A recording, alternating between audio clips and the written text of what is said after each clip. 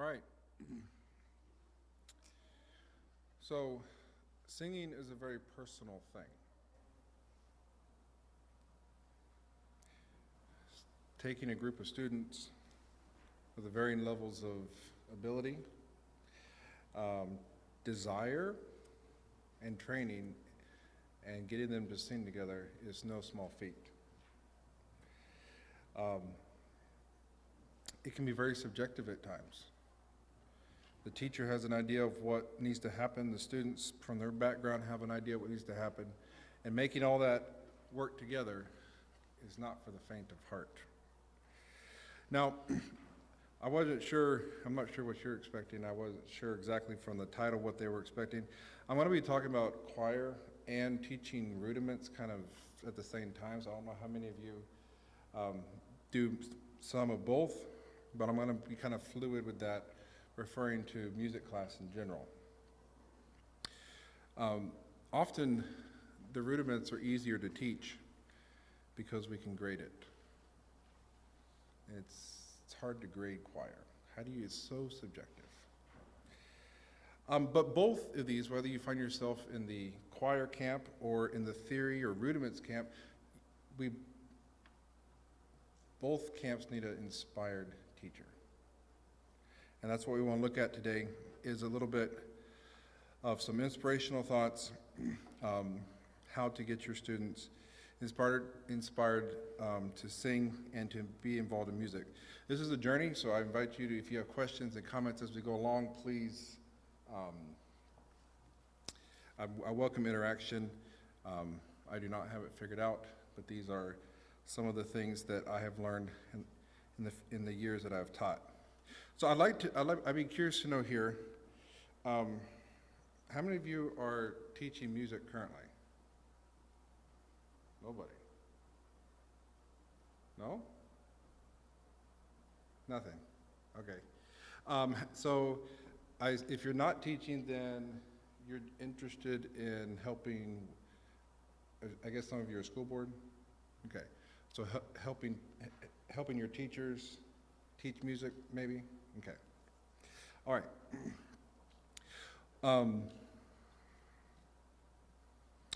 So I think you have there in your booklet the handout. And I want to just go through some of these points.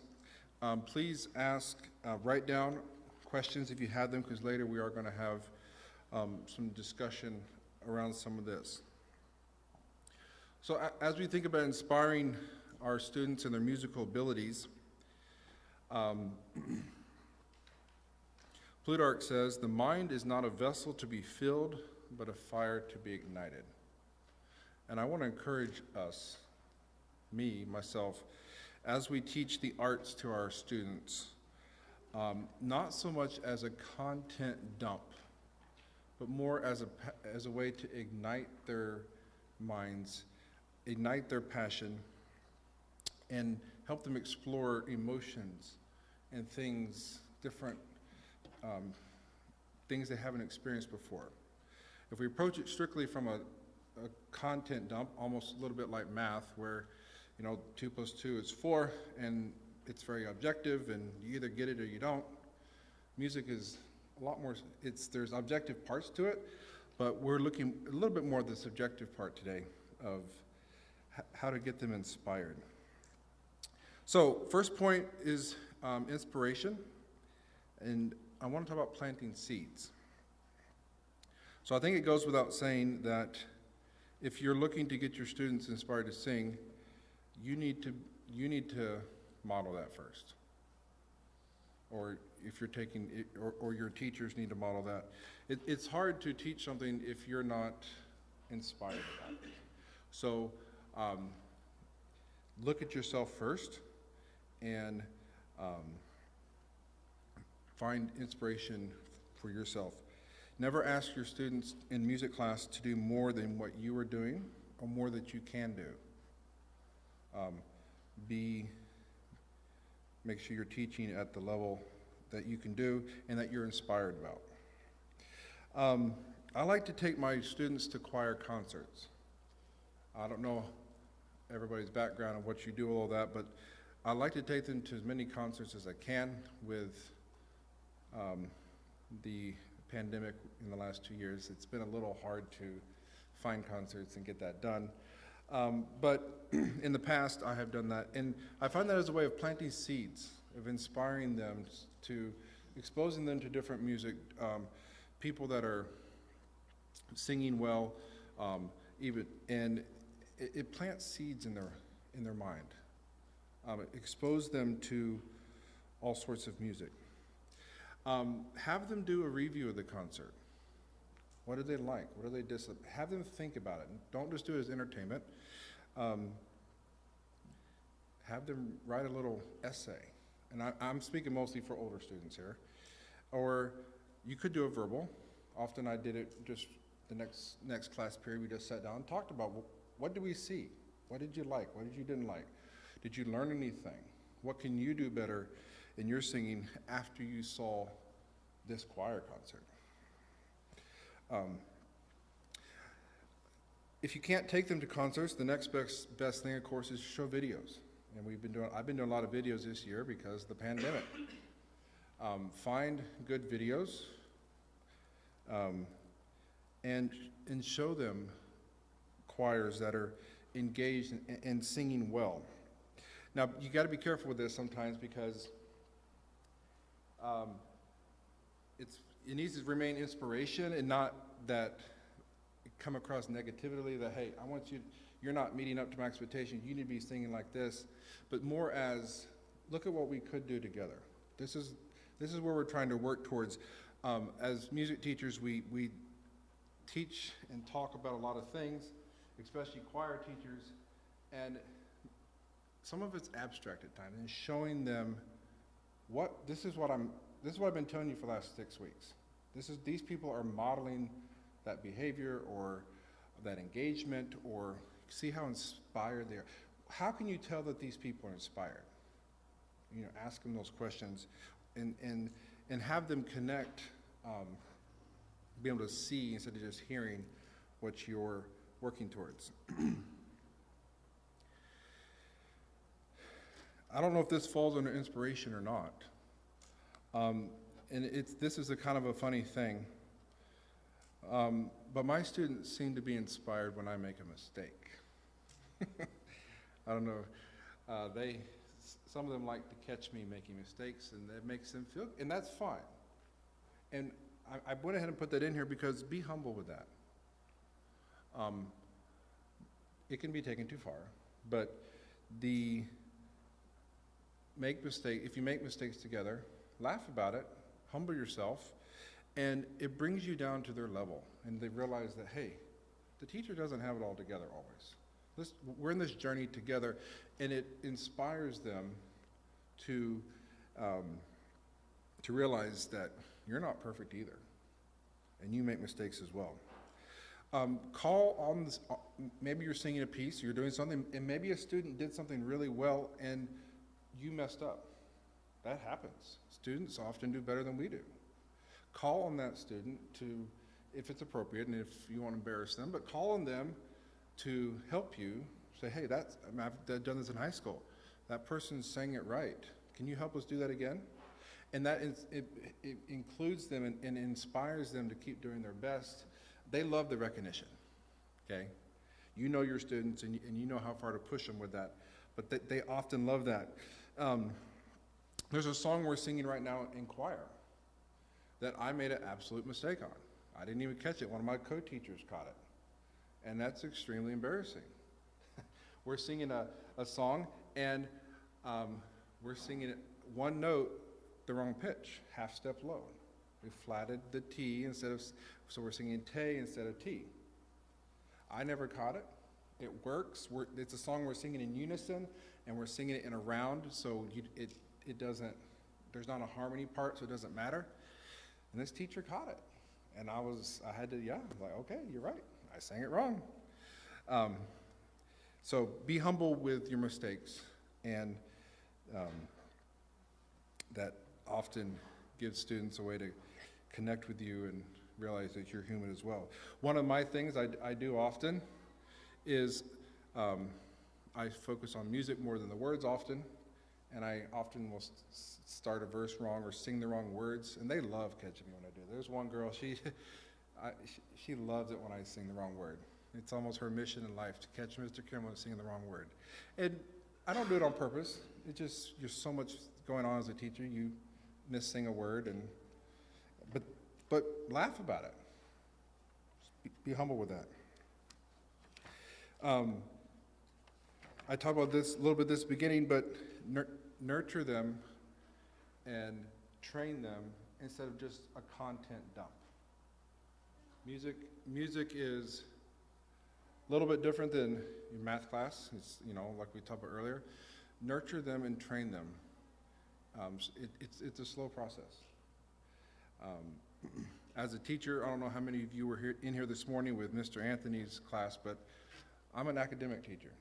I have content, and I can dump a lot of content very fast, very quickly, and I'm learning how to do the nurturing side. So I want to encourage you on that as well. As you teach your music class, nurture. Moving on to the next point, hidden talent versus raw talent. I assume you know what I'm referring to here. It seems like some students just they can sing, they can do artistic stuff, and nobody has to teach them, they're just good singers. And other students, you have to draw it out of them. Often the students that have the raw talent are very aware of it, and often there's some pride there. And the hard part is that they're usually right, and they're usually very good. They need to be taught to be patient and help. And so what I try to do is those students that know how to do it right and that always do it right, for the most part, have them stop and help the ones that aren't. Help the slower ones connect with the fast ones. And it teaches the fast ones patience. Often they turn their nose down at the other students that didn't sing it right fast enough. We sang it 2 times, you should get it right by now. Come on. That's not very inspiring to the students that find it harder to learn it quick. And so take time to let the ones that learn fast, it's a perfect character growing experience for them. Now, what about the ones that their talent is hidden? I'm sure some of you have had that before, where you know that they're fairly good musically, but they just don't want to let their light shine. They just, they're afraid that maybe they're perfectionists and they're afraid that they're going to make a mistake. You have to inspire them. You have to encourage them. I've talked to some of them on one-on-one, and that's part of the nurturing, that going back to what I said before. Be gentle with them, though. You can't push that too far. I've talked to some of the parents, and the parents have helped me with some of those. I've had my suspicions that they are really wanting to sing that solo, or they're wanting to do something. And before I push them out in the limelight, I just check with the parents, say, and the parents are like, yes, please do it. I'm like, okay, all right. So then I can push them a little bit. And it's been a good experience.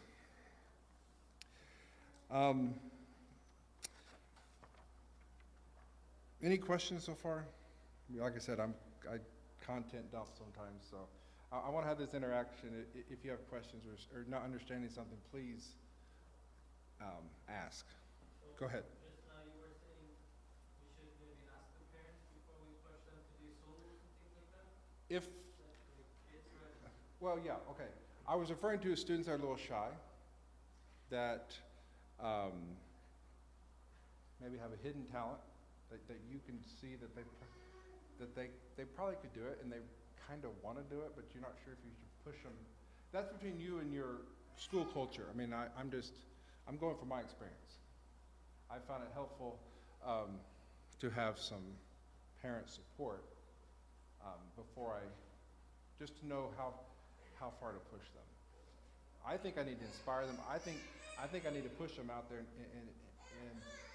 help them with their musical talent shine. But sometimes I just want to check to make sure that I'm reading the situation right. Did you have a? What about,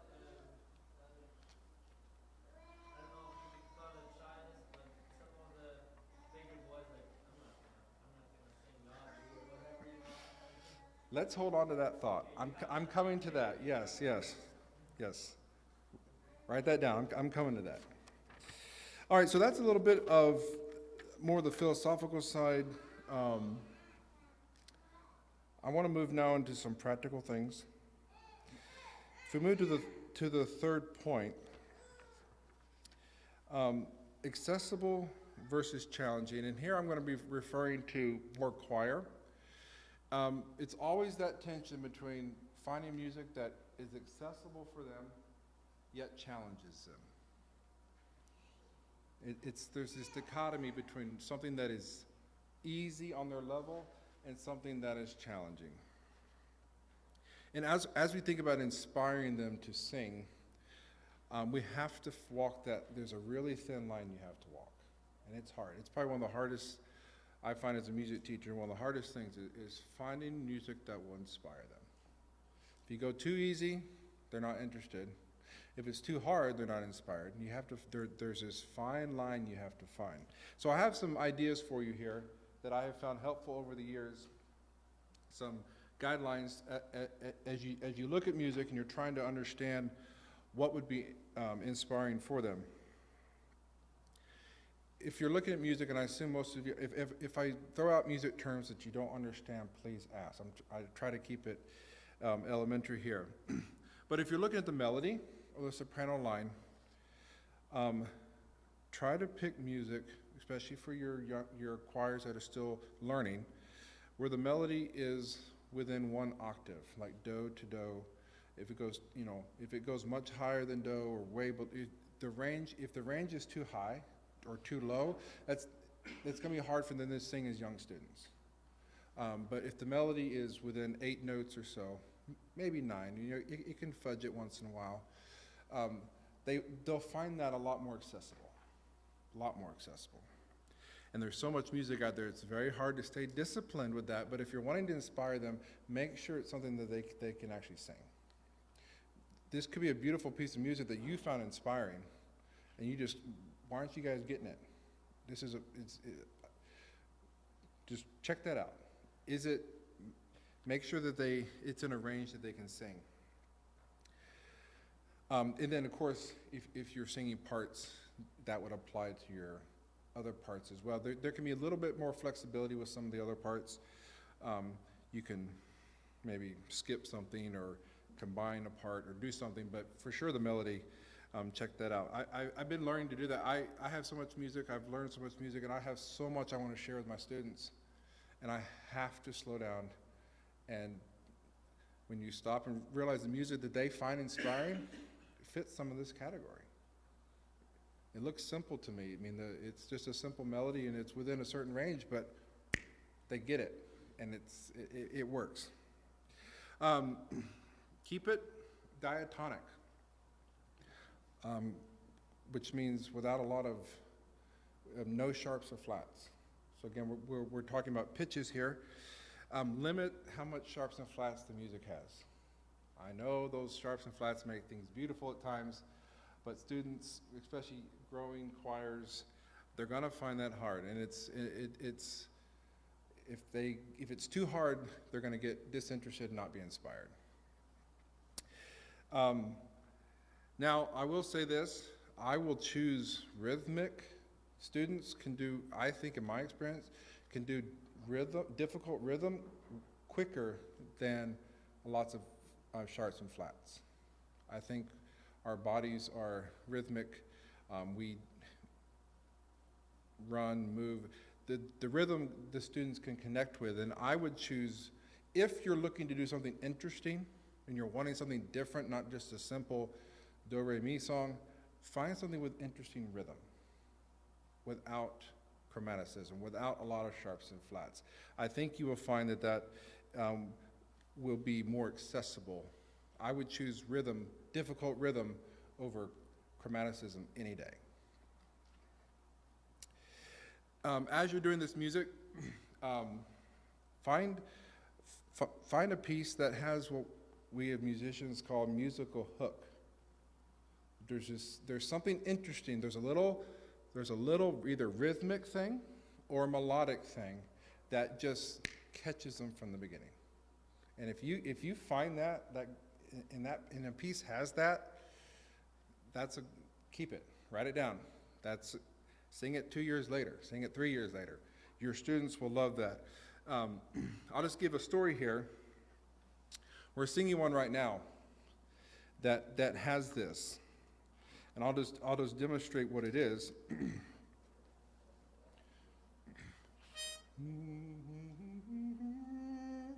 Go tell John what you see and hear. Go tell John what you see and hear. That staccato notes, those 2 staccato notes at the beginning, is a winner. They love it. These little, I do choir. These little guys. That melody, that song is actually 8. There's only 8 notes, and it's not very high. It's perfect. Has those 2 notes. It repeats it 4 times, and they love it. It works great. That's an example of a musical hook. Another one is something like this, and I'll tell you another story with this one. There's another song. In the beginning, in the beginning, in the beginning. There's this ostinato that the lower voices sing, and then the high voices sing a melody on top of that. They love it. It seems simple, but that rhythmic repetition, they love it. Now, a couple years ago, we sang this song, and it's based on John 1:1. In the beginning was the Word, and the Word was with God. The Word was this, those verses. Well, we had high school, and we were singing this song, and they learned it in choir. And one day, they were wanting to. Sometimes at school we have coffee days where the principal will let them go down to the kitchen and make a pot of coffee and have coffee days. Our community loves coffee. So they came up with this bright idea that they changed the words. So they went, "May we have coffee, may." And they sang this little song, and then it was like a little 20-second clip. But they connected with it, and we let them have coffee. Yeah, of course, after that, you got to let them have coffee, right? But that's an example of a little rhythmic thing that's stuck in their mind. Listen to your students. It's amazing. Try different things, different songs, and just pay attention at lunchtime and other places. If the children or young people, whoever, you might, if you hear them singing those little hooks without knowing what they're doing, pay attention to that, and you know that you might have a winner of a piece there. So, whatever you choose, though, in your music, make sure you're fully invested. You need to go back to the beginning of you being inspired. Be fully committed to following through with the piece. Yet, if you need to, sometimes you have to admit that this piece is not going to work. I'll give you another story. I hate backing down to my students. I'll just admit that as a teacher. But we had a song for our Christmas program, and some of you probably know it, "In the Bleak Midwinter." Beautiful song. But it just was not working. They flat. I don't care how inspired I was. I don't care how many videos I showed them. I don't care how many things we tried.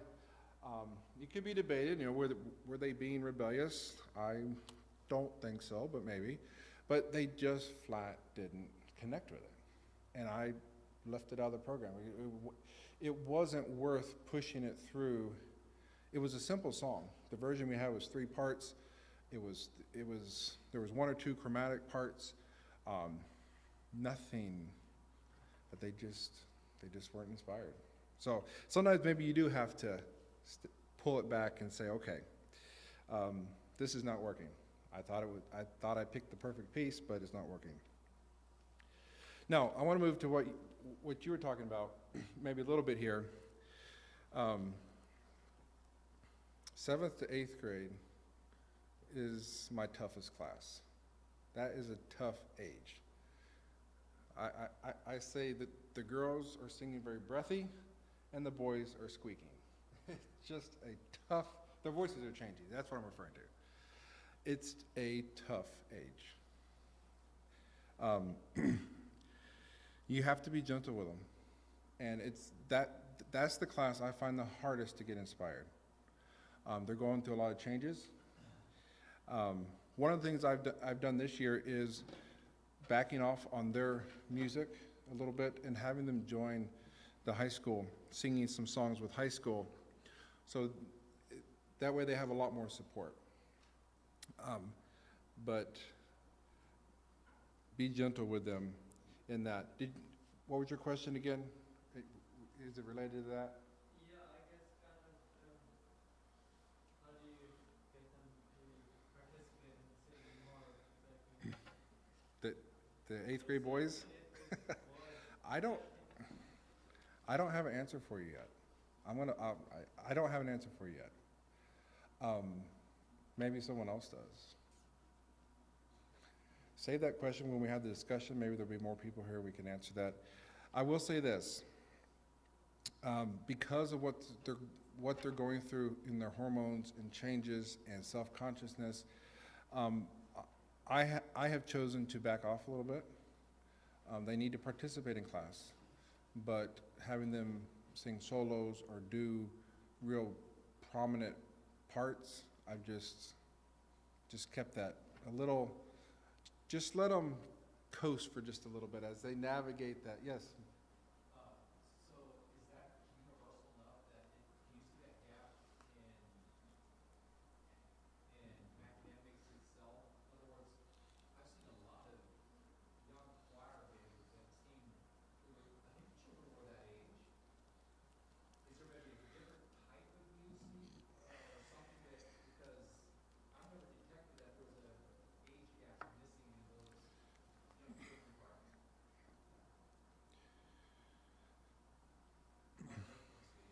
What was that? I don't look closely either. Often those videos that you're seeing, probably, they're, if there's a want to, if there's a desire, but it's a lot easier to navigate that. And our schools, since we often have choirs mandatory for all ages, all grades, all talents, it gets a little, it's a little different than a audition choir or where they choose to be in the choir. That's what I would say. They play pieces that are very unique. I think it's hard Well, to play that if it wouldn't be for this kind of change. So if someone would remember What- that and say, hey, there- it's actually a unique opportunity. There's pieces written specifically for that age range. Yes, very, very, and that's partly what I was referring to. Very limited range, very limited chromaticism, simple rhythmic things, and yes, sing those things with them. One of the things they often do in that age is sing a lot of rounds or canons. Learn a melody and have 2 or 3 groups singing it overlapping each other. And that way they can learn harmony. They can have it's different than just all singing melody, but it does give them an introduction to harmony singing. Did you have any more on that? Okay. Any other questions on that before we move on?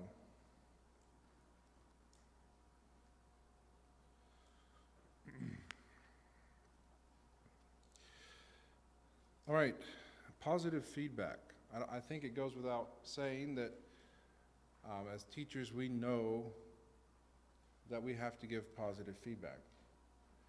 And as we're looking to inspire them in their musical abilities, in their singing or their music theory, whichever the case may be, because it's often so subjective, maybe you don't find it this way, but I do, of seeing the small progress and praising that finding ways to praise them for that small progress. It's, if they get the math problem right, 2 + 2 is 4, hey, you get an A, good, got to move on. They sing 4 notes right today instead of 2 right yesterday, that's still an A. I mean, they're making progress. So find ways to praise small improvements. Hey guys, great. We got through 2 more measures, that hard measure today. Yeah, I know we have 15 more to go. I get it, but we got through that one key change today. Good job. We'll worry about the rest next week. I try to do things like that. And that way they understand that, yeah, they did good. We got through that hard key change. We got to work through 2 more, but we got the one. Good job. I'm proud of you. I don't know how often you tell your students that, but as choir teacher, I try to tell them at least once a choir period, I'm proud of you. Good job, good work today. Because it's hard to see improvement, ask one of your co-teachers or ask a parent to come in and throughout the year and specifically help you say, hey, have a third party, hey, look at the progress. I've had parents do that.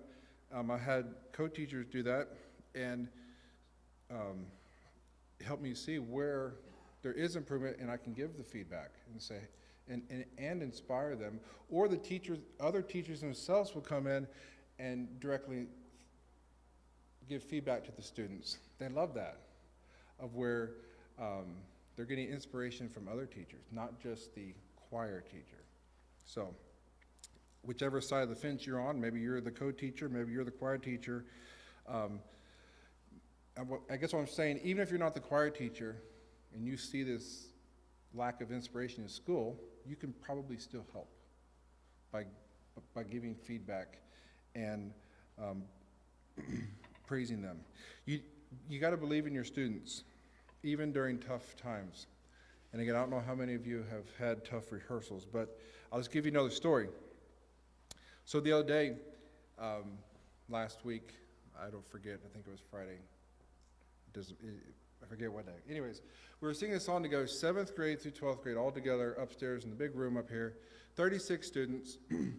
We do use a little bit of piano in our school.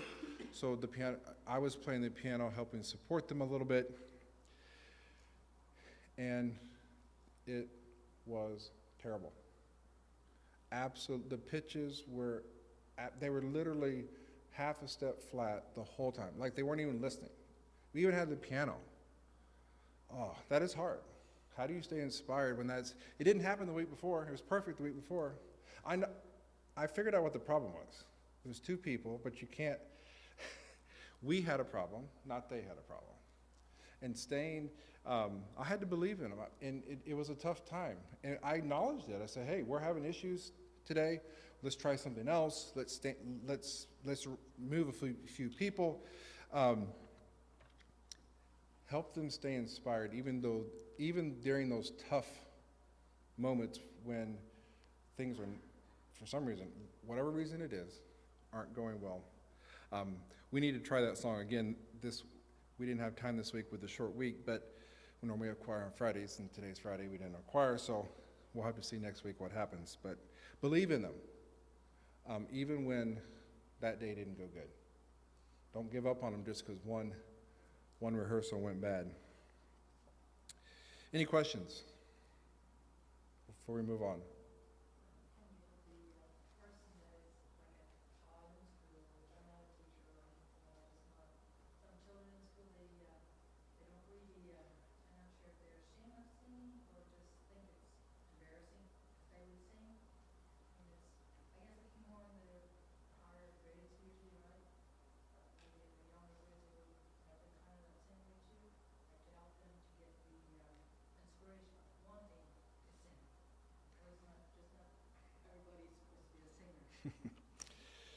I don't have a good answer for you.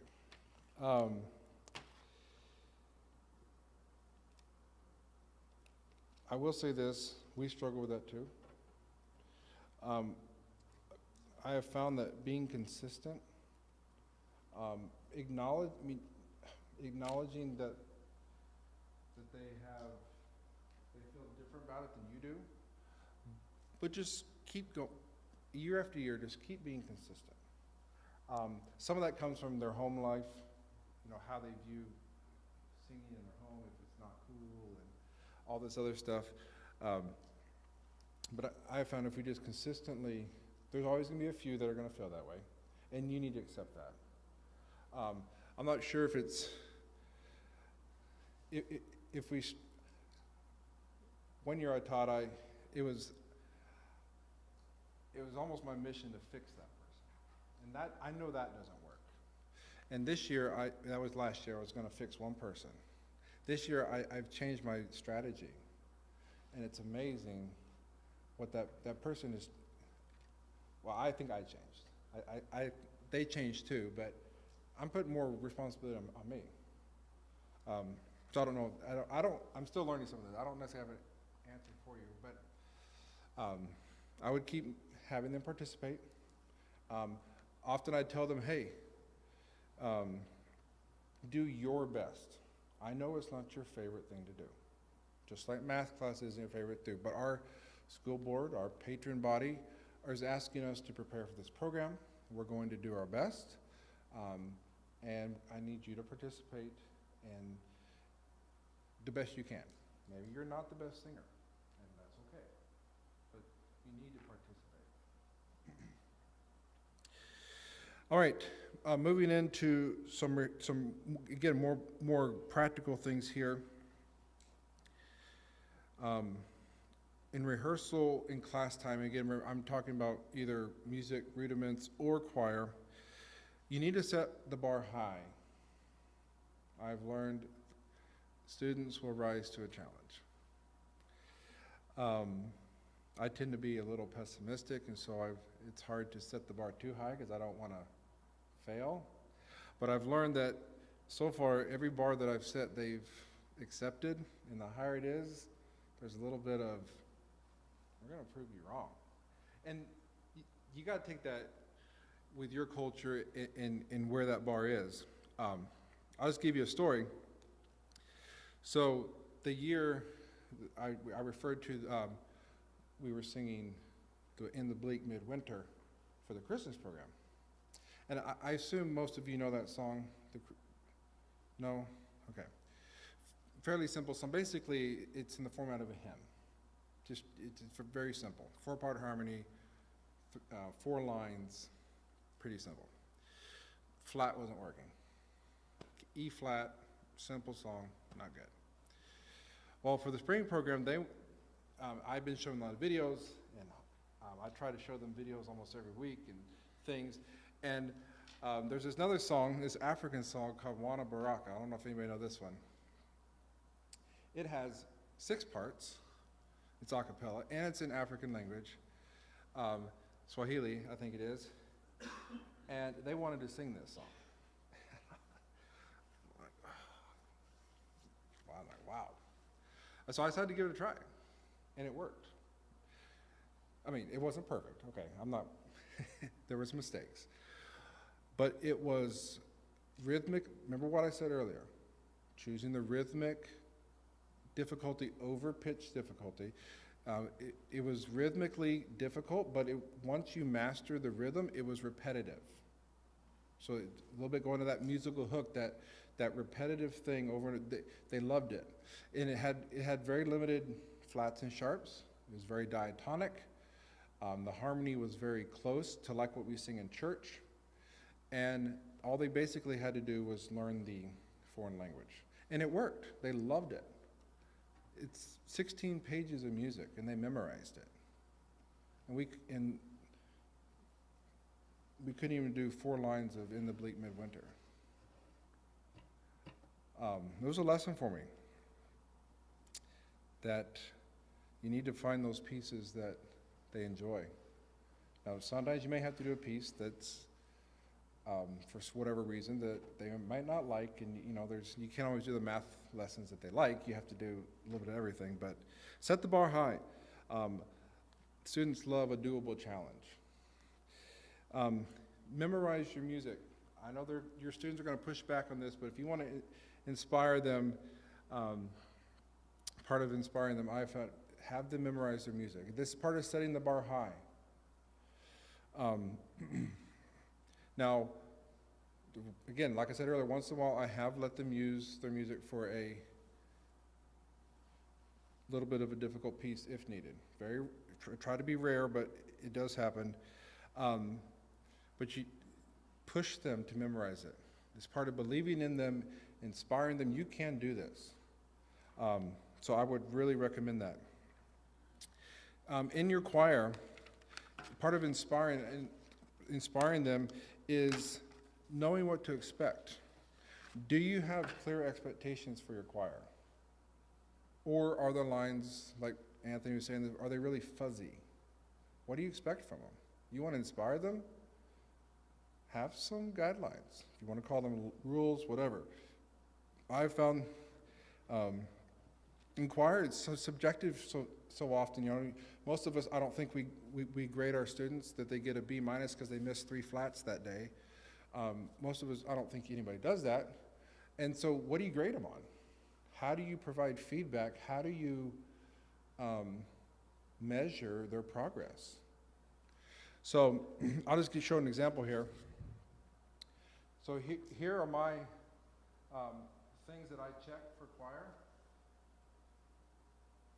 So number 1 is no talking or whispering. That's probably a little fuzzy. But I can if something's not going right in choir, I just go to the board. I have this up on my board and just point to this. Hey, 8th grader, I know you're not interested in music, but that's not the discussion. He's not interested, so he's whispering. But this is the rule he's breaking. I'm not attacking the issue that you're not interested in music. That's a no-win battle. I can attack this issue. Well, not attack, sorry. But you know what I mean. I exposed something about myself I need to learn. Be fully engaged, present and engaged. You can address that. I don't care if they're singing the wrong pitch. I need to be fully present and engaged. And if you're not participating, you want to know how to get an A on your report card for music class? This is here. Do your best. Going back to what I was saying earlier. Acknowledge that all the students, we had this conversation. Sometimes we talk even among ourselves, who can do what better? There's some students that can do pitch better than rhythm, some can do rhythm better than pitch. Work together, acknowledge that. I want you to do your best. If you're not doing your best, I can hold you accountable for that. Communicate with the parents or whatever it is. You need to do your best in choir. Again, some of this is actually, I use it for music theory too. I should have maybe put that up here, but be willing to try new things in choir. I can check that.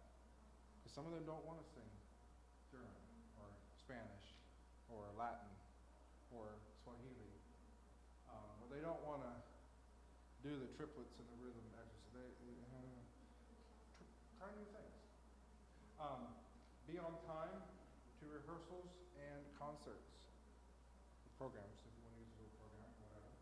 In our school we have bells and people, there's different things going on. So I'm not a classroom teacher. I'm a subject teacher, so they come to my room every couple of periods. So be on time. I can hold them accountable for that. This is setting the bar high for them. Setting expectations. Participate in all musical activities is directly tied to number 4. But this is more, my students hate doing warm-ups and all sorts of things, and I'm saying, hey, we're fine. You can just do it. You know, something we do is I tell them to give themselves a hug like this and stretch. Some of them, those 7th grade girls, man, they're too pretty for that. Well, participate. That's fine. I'm not saying you're the best singer, but participate. And then the last one, or the next last one here is about showing respect to the teacher, your fellow students. You don't make fun of people that make mistakes in choir. And the music form. So our music, and we're not just flopping our stuff. Just, how students are. They can flop and flip, and next thing you know, a folder can explode because they're just being careless. And the last one is have fun. That's one thing we try to require, is to have fun.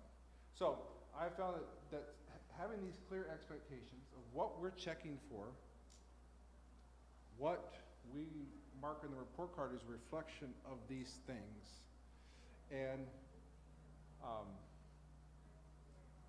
to let them know that I'm not walking around checking your pitch.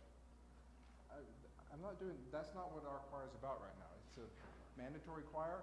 About time to get done. You know, if this was an audition choir, yes, maybe, but since it's school, we're working together. These are the things that we're going to work on. And these are the things you need to do. So that's setting clear expectations in choir. All right, I need to finish up here. Ask for input and song ideas. That can be a little scary, but if you want them, we've already talked about this today a little bit, this morning, but ask for input. What can we do better? What are songs that you want to sing? They will, if you want to get them inspired, get them on board. Don't make promises you can't keep, of course. You know, they're not going to be 50 songs, you're going to use one, but they'll feel connected. I'm doing that this year. I asked them what they want to sing. They brought a song. We're singing it as the 7th through 12th grade. It happens to be that song we had the pitch wrong on, but they love it. It's a wonderful song. I didn't even know it existed. It's great. It's awesome. It's good. I found to keep them inspired, you have to keep the class moving and have more prepared than you need, whether it's choir or the rudiments, and leave them hanging just a little bit. One of the best things I've found in choir is, let's say we're trying to get towards this really neat key change or something, don't let them do it. It's maybe a little mean, but if maybe there's another part right before we need to keep working on, and they know that key change and they love singing that key change and it works, I hold them back sometimes. And that's not to be mean, but it's keeping them right there wanting a little bit more. Just find little ways to do that. Now you can go overboard and delay it too long, and then they but find little ways of doing that. And the last thing I want to look at here quickly as we close, which I'm sure all of you have heard this, and I need input from you. Why do we need to learn this? Why do we need to sing? How many of you heard that, right? Why do we got to sing? Why do I got to learn about do, re, mi? Why? I want to be a farmer. I want to sell trailers. Doesn't matter. I'd love to hear your input here in the discussion later, but some of the things I found is, go ahead and engage the conversation. Don't run away from it. Engage it. Maybe you need to wait a day to go pray about it and figure out what you're going to say, but engage the conversation. I usually stop in class and we have those conversations. It happens at least once a year, usually in the lower 5th to 8th grade range. Usually it comes up at least once a year, and we just stop and have that conversation. Remind them, they don't know yet. Students think they know what they're going to do for their life. They don't know what's ahead of them. And going to school, it gives them a lot of opportunities and a lot of different things. You never know what you might need later. And this last quote here, you may not use everything you learn, but you will have a great foundation to build on.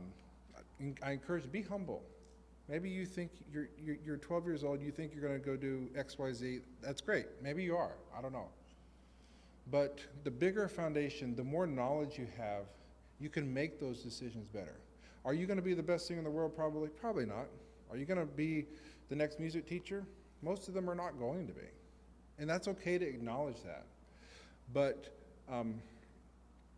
help them see that having a wide range of subjects that they engage in, that they learn in, is part of a healthy life. So, all right.